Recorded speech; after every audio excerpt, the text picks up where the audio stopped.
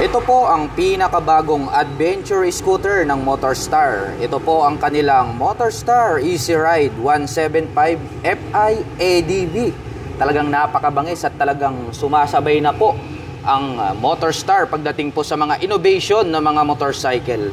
At isa nga po rito ang pinakabago, ito pong kanilang adventure scooter na talagang makikita naman natin na napakabangis ng kanyang body and design. Unahin po natin, ito pong kanyang main headlight. Ito pong kanyang main headlight, wala po itong kagaya. Talagang original na design po ito ng Motorstar. At pag ating nilapitan, ito pong kanyang main headlight ay gumagamit po pala ito ng dual projector lights. At mayroon po palang naka V-shape design na daytime running light dito sa bandang harapan, which is very attractive yung kanyang dating. At nagkaroon naman po siya rito ng triangle design. Matulis din na parang nagsisilbi nitong mga pangil in black color. At combination naman po ito ng white and then glossy black. At mayroon naman po itong integrated na visor o ito pong kanyang windshield. Smoke type naman po yung kanyang kulay. At pagdating naman po rito sa kanyang side profile, may makikita po tayo rito na Motorstar na decal. At itong part na to is napaka-bulky, no? Ang ganda rin po nung pagkaka-design niya. At ito po palang kanyang mga turn signals ay located dito sa bandang ibaba. More visible naman po yan kapag kayo po ay liliko sa kanan at kaliwa dahil LED na po yan. At may nakalagay naman po rito na sport in red color, 175 Fi. Meaning to say is naka-fuel injected system na po siya. Kaya asahan po natin na ito pong adventure scooter na ito ay matipid na rin po talaga sa pagkonsumo ng gasolina. Dumako naman po tayo rito sa kanyang front suspension. Gumagamit po ito ng traditional telescopic fork. Silver color naman po siya. At mayroon po palang added na light reflector na bilog dito sa kanyang front fender na glossy black. At gumagamit po ito ng single rotor disc brake na flower design with 2-pot caliper. Naka-wide design naman po na black color ito pong kanyang cast wheel. At ang sukat naman po ng kanyang gulong rito sa harapan, ito po ay mayroong sukat na 110 by 80-14. At ito pong kanyang stock tires, naka semi dual purpose pattern tires dahil nga po itong motorsiklo na ito is ideal po siya for on and off road. Dumako naman po tayo rito sa bandang itaas. Silipin naman po natin ito pong kanyang fully digital meter panel display. Napakalapad, no? Parang tablet. Since malapad na po ito pong kanyang meter panel display, makikita po natin lahat ng mga full detailed information dito. Malalaki yung mga fonts and then colored na po yan. At pagdating naman po sa kanyang mga button selector, dito po sa kaliwa, mayroon po itong passing light, high beam and low beam, yung horn at ang kanyang turn signal selector. Habang dito naman po sa kanan, mayroon po itong engine kill switch, may on and off ang kanyang headlight at nandirito yung kanyang electric starter. Naka-naked handlebar na silver color, black color naman po ito pong kanyang mga brake levers. Itong kanyang hand grip is black, ganun din po. Ito pong kanyang end bar.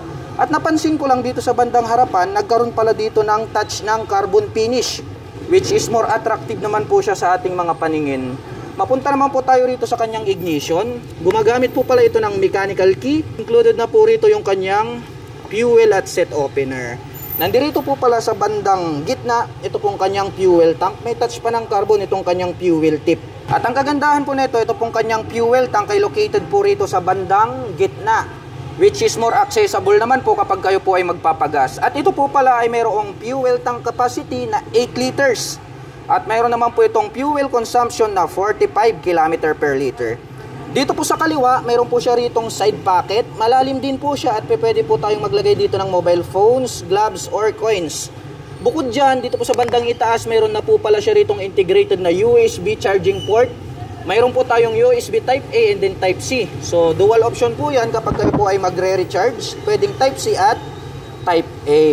At ito pong kanyang side profile, combination po pala ito ng glossy black, white, and then may touch ng carbon. Nagkaroon ng mga deep lines dito. At ito naman pong kanyang pillion board, malapad din po siya. At mayroon din po siyang footrest extension. Sukatin naman po natin para malaman natin kung gaano kaluwag itong kanyang pillion board. Maluwag po siya. Makikita nyo naman occupied niya itong aking mga paa. Bukod dyan, kapag kayo po ay nangangalay na sa mga malalayong biyahe, mayroon po itong footrest extension. Least fatigue pagdating sa mga malalayong biyahe dahil mai-stretch natin ito pong ating mga paa. At ito po palang kanyang upuan, napakalapad, no? At malambot din, kaya more comfortable pong sakyan. Yung pagkakatahe, more durable naman po siya. Buksan naman po natin para maipakita ko po sa inyo ito pong kanyang underseat compartment. Maluwag din po pala ito pong kanyang underseat compartment. Malalim po rito sa bandang harapan. Sa tansya ko, kasya naman po rito yung isang half-piece helmet. And then since maluwag po ito at pahaba, marami na din po tayong mailalagay dito na mga personal belongings. At ito po palang kanyang seat cover is black color po yan.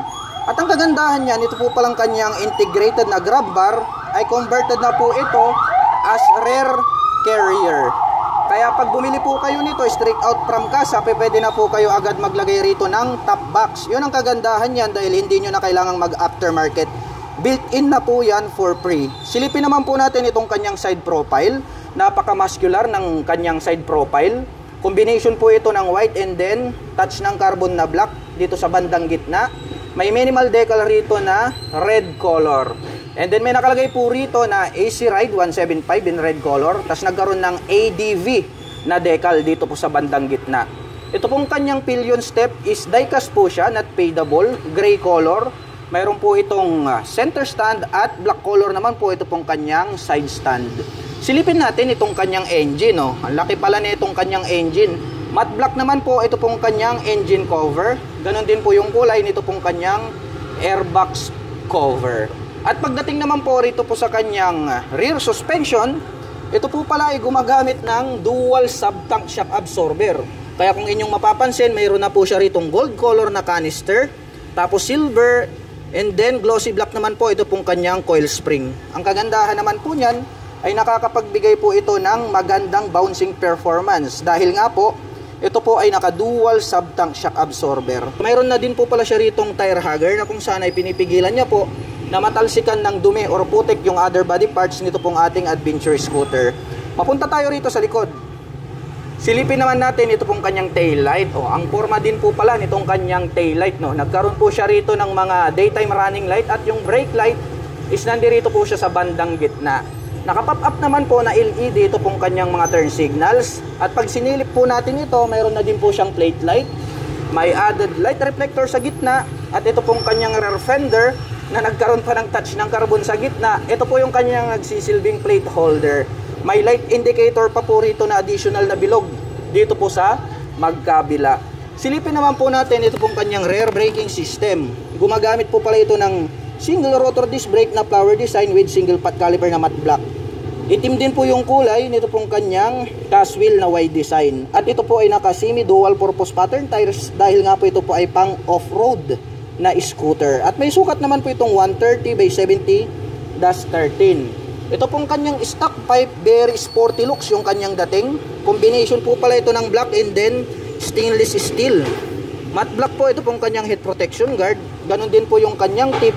At mayroon naman po itong single exhaust. Silipin naman po natin ito pong kanyang cooling system. Makikita po natin dito yung kanyang fan cover. Ito po pala ay gumagamit ng air-cooled pagdating po sa kanyang cooling system. So naka-design po siya for daily riding condition. At ang presyo po ng Easy Ride 175 ADB FI ay nagkakahalaga po ito ng 87,000 pesos. At kung gusto mo naman pong kumuha ng hulugan ay kailangan mo lang pong mag-down payment ng 10,500 pesos. At mayroon naman po itong 4,141 pesos sa loob po yan ng 3 taon. Ito po ay inyong matatagpuan dito po yan sa Motorstar Zone 1, Banggit, Abra.